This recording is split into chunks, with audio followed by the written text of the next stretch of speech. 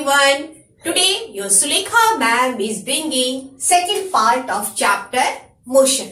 In this part we will discuss about different quantities which describes motion. All of you know what is motion. We already discussed in the previous class. Okay, motion is nothing but change of position with time. In that one, position is very important.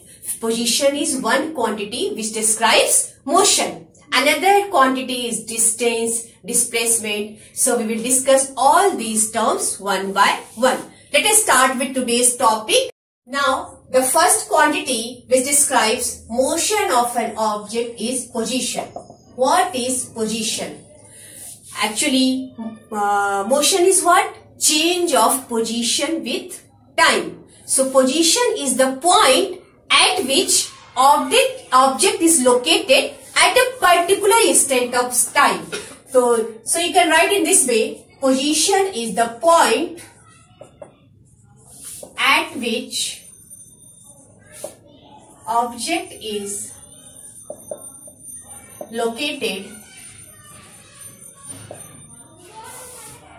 at a particular instant of time. Suppose the object is at this point A initially, and after some time the object reaches to point B. So in moving from A to B, the object changes their position. This is its final position and this is its initial position. So you can write A is what? Initial position.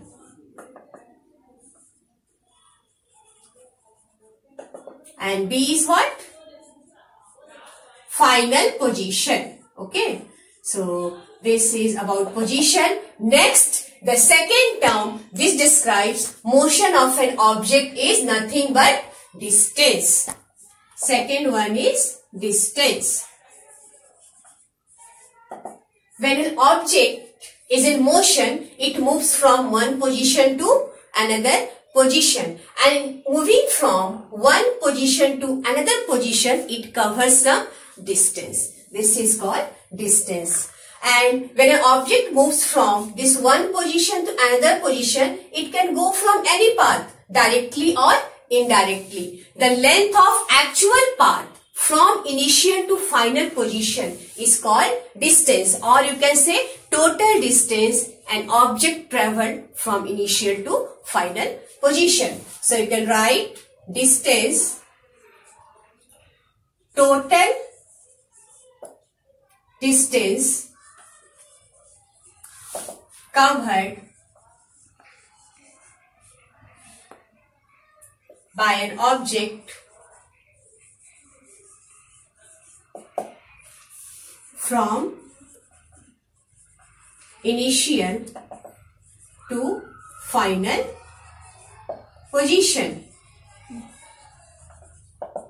Or you can write length of, you can write total length. Okay, total length of actual path. Actual path from initial to final position.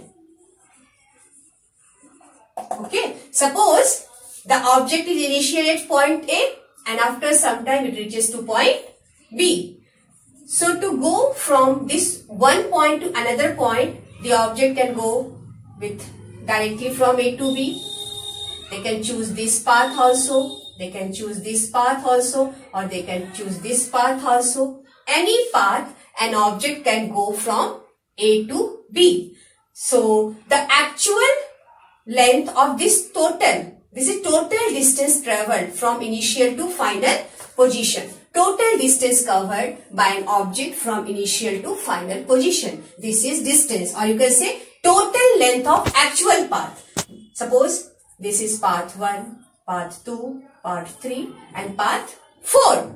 So the length of this path 1 is this one, 2 is different, 3 is different, 4 is different. Distance may differ, depends upon which path you are choosing. So, it is total length of actual path from initial to final position.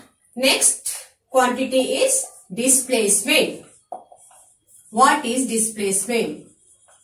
In the same figure, there are different paths. An object travelled from A to B.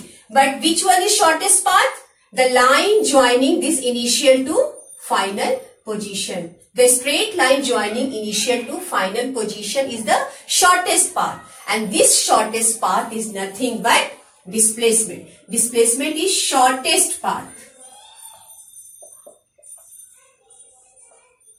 Shortest path, or you can say shortest line between initial and final position. Okay. So, to move an object from one point to another point, there are different paths. They can travel different distance, but displacement is only one. That is, shortest path is only one. The shortest route is displacement, and this 1, 2, 3, 4 all are distances. Okay. It becomes more clear with another example. Okay. Suppose initially the object is at this point. After some time it reaches to point B, and then it reaches to point C. Okay. So, initially the object is at point A. After some time reaches to point B and then to C. So, total distance is what? Here, distance means length of actual path. Total distance travelled from initial to final. AB and then B to C. So, AB plus BC is what? Distance. And what is displacement in this figure? Displacement is the shortest path, line joining initial and final position. So, the straight line joining initial and final position is this one, A to C. Initial position is this one and final position is this one. So, AC is what? Displacement. I think it's clear from this figure. Now, after this, I am going to take different situations in which distance is equal to displacement, distance is not equal to displacement. Okay. First one is path length, or you can say distance. Okay. Is equal to displacement. In which case distance is equal to displacement? If body moves in one direction, if body moves in one direction and follows shortest path, in that case this path length and displacement is equal. For example, suppose initially the body is at point A and after some time it reaches to point B, initial and final position. And if a body moves in a straight line from A to B in one direction and follows shortest path, this A to B line joining A to B is the shortest path. So this is displacement, and also the particle is following this path from A to B. In this case, distance is also the same. So you can write AB is distance and also AB is displacement. Is it clear? If a particle moves in a straight line, one direction, and follows shortest path, in that case, distance and displacement are equal. Now, second one, when path length not equal to 0, but displacement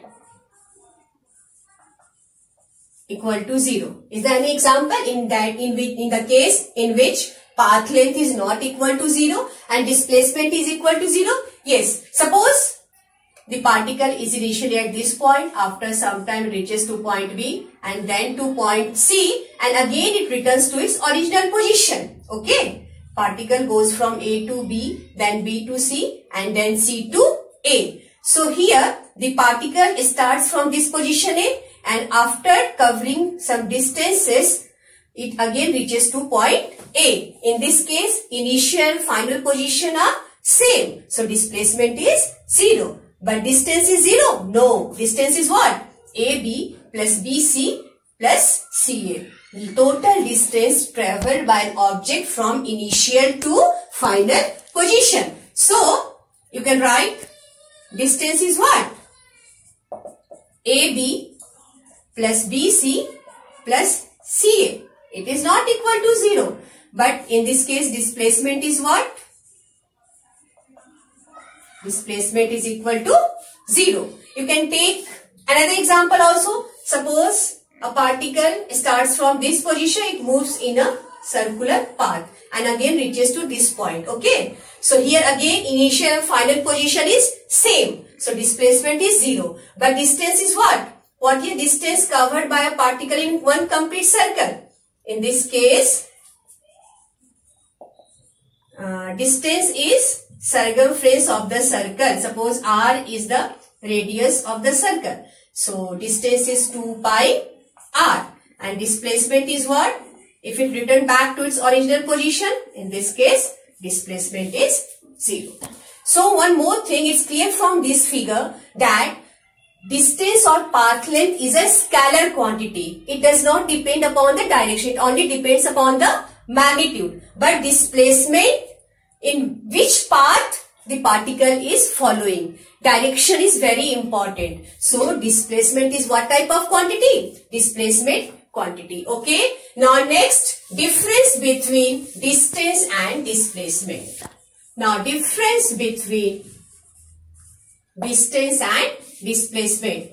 It's very easy and mostly this question comes in the exam. What is the difference between displacement and distance? Okay. So you know what is displacement. Just you write the definition. Shortest path. First point you just write definition. Shortest path from initial to final position. And in this case, you can write total distance traveled by an object.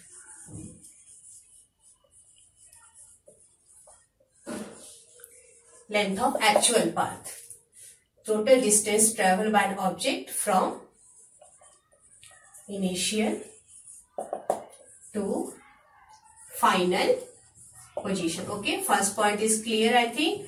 Now you can write second difference. It is what type of quantity? Displacement is a vector quantity.